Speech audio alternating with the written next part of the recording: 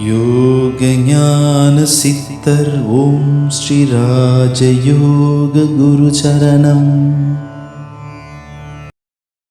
பிராணசக்தி என்று சொல்லும்போது பிராணசக்தி இல்லாத இடங்களே கிடையாது.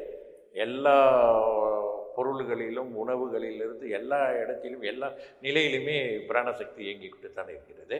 அதே போல் நாம் உடலிலே நாம் சுவாசிக்கின்ற அந்த சுவாசத்திலும் பிராணசக்தி மிக அற்புதமாக அது இயங்கிக் கொண்டிருக்கிறது. இந்த பிராணய பயிற்சியின் மூலமாக இந்த பிராண சக்தியை நாம் வசம் செய்யும் பொழுது நமக்குள் இருக்கக்கூடிய,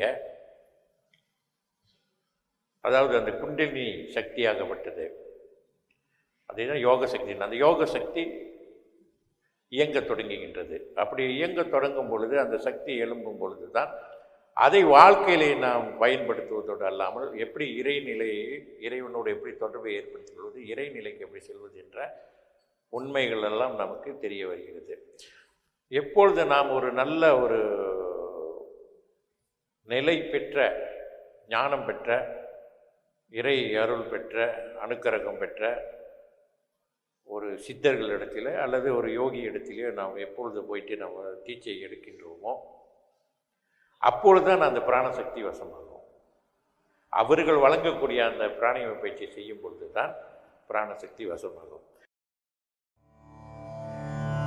யோக ஞான சித்தர் ஓம் ஸ்ரீ ராஜயோக குரு சரணம்.